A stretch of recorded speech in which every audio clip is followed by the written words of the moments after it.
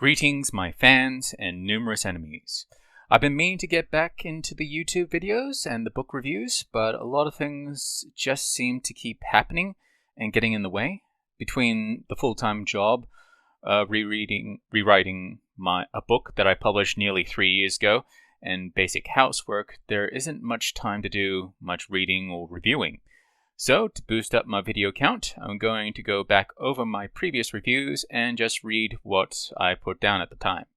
And what better way to ruin my YouTube career than to post out a review that probably murdered my publishing deal. I am, of course, speaking about, drumroll please, Accidental Traveler, written by Jamie Davis and C.J. Davis. This is a isekai lit RPG book where the main character finds himself in a fantasy world, but he is the only one with a game system. Think how broken that is. I bought the audiobook set, and I worked through the first 2 books of Accidental Thief and Accidental Warrior, and I was mostly entertained.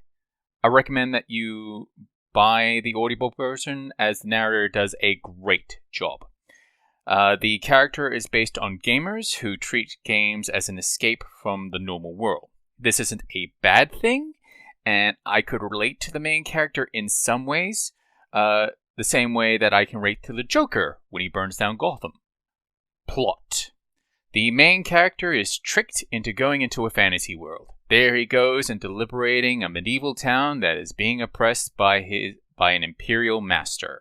Enter every single plot in every single SKI anime movie ever. Except, they actually had talent.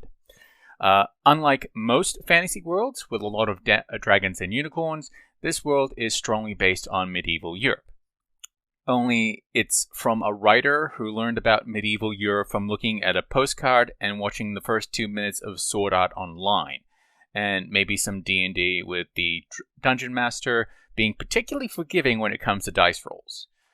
Forget about the rich history, the different languages, the deep regard the locals have for religion, the intricate hierarchies, kings, queens. It doesn't matter. The struggles of mortal men.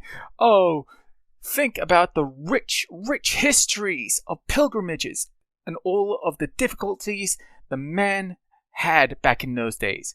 Because here comes a bored American with a die-hard mindset. And why do you need something like character building, or things like consequences for their actions, when you can treat the entire world like you are in a bumper car and every god is a giant bowling pin meant to be there for your amusement?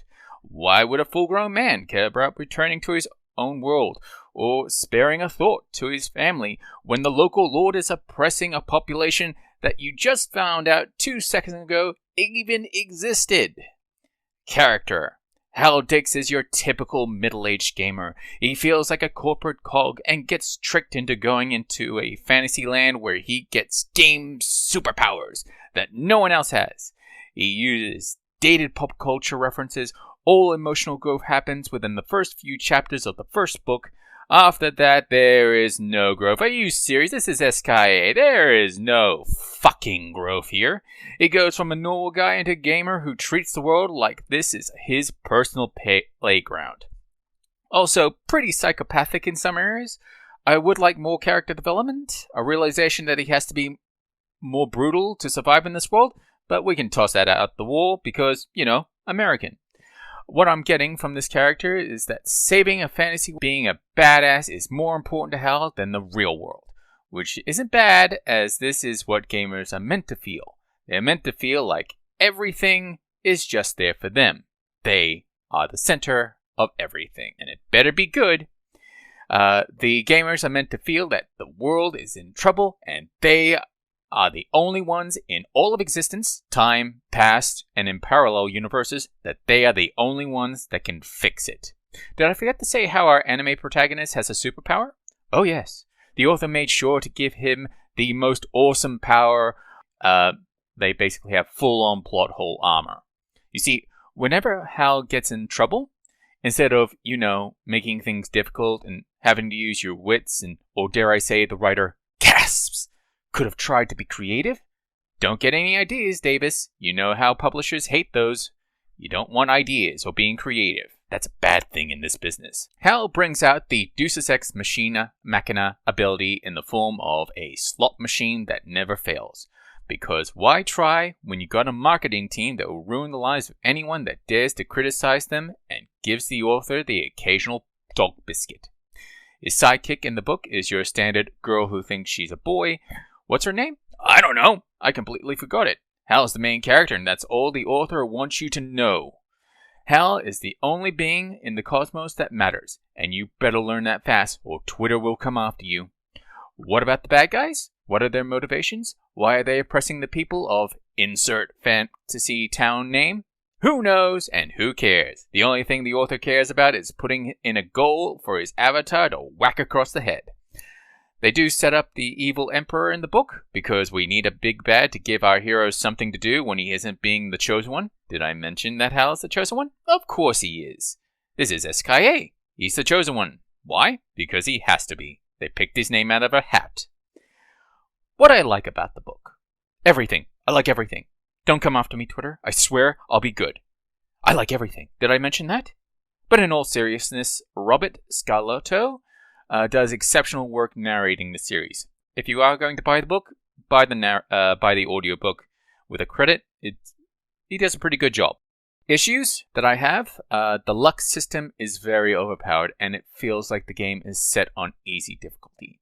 Again, this is not a deal breaker for many readers. This is power fantasy, of course. The reader tries to put himself in the main character's shoes, but let's face it, this is the author.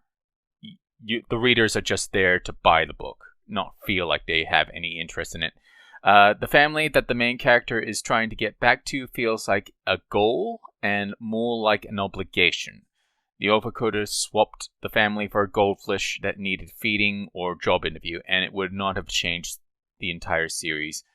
I swear, you could have swapped the family for anything.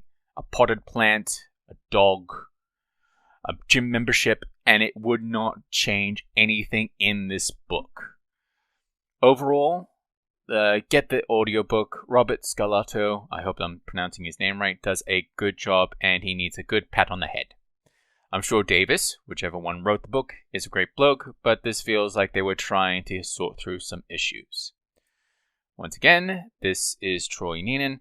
I hope you enjoyed the review and hopefully look forward to getting back to you in the future.